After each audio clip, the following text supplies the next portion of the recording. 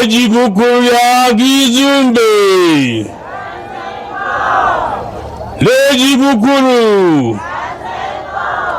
Mwaweje sana.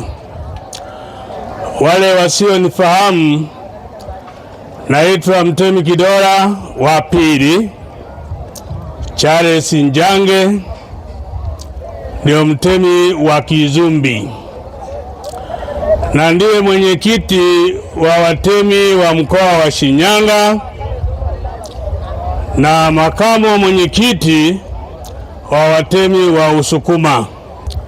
Sana sana wafadhili wetu na wote ambao wameshiriki kuleta bidhaa zao hapa, na washukuru sana.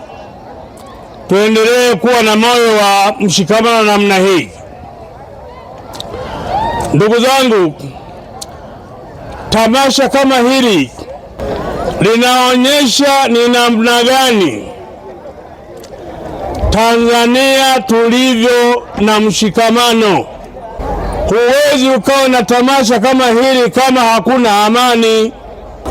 Amani ndio kila kitu, ndio inatufanya leo tunasherehekea utamaduni wetu, tunakumbushana tumetoka wapi, tunakwenda wapi na tuko wapi. Ndugu zangu, leo sitakuwa na maneno mengi, ila tu kuwashukuru wote ambao wamekuja hapa. Tutaendelea kuwa pamoja na ninyi mpaka siku ya mwisho hapa. Mwabeje sana na Mungu awabariki. Wa tamasha hili muhimu la kitamaduni. Mimi sitakuwa na mengi sana ya kuzungumza kwa leo. Naomba tu mtambue kwamba kwa majina yangu mimi naitwa Innocent Paulo Matafi. Ndiye afisa utamaduni manispaa ya Shinyanga. Jina langu naitwa Dominic Musembe. I'm coming from Nairobi, Kenya. And I'm here of course to give a hand to my brother. Nimekuja kusimama na ndugu yangu mkubwa, na kuanzia saa hizi simchukulie kama ndugu, namchukulia kama mentor, sababu kila anafanya Tanzania ndio tunatamani sana kukifanya kule nyumbani. So natumai hizi siku tutakuwa pamoja. We are going to interact and learn together. Tutapata wakati wa kuzungumza pamoja na kujuana. Nitapata nafasi nyingine pia kushare my culture from Kamba community.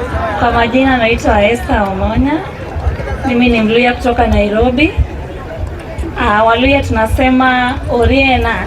Nashukuru wananchi wote wa Kizumbi katika utemi wake, lakini pia Shinyanga na mikoa jirani yote tuliombatana.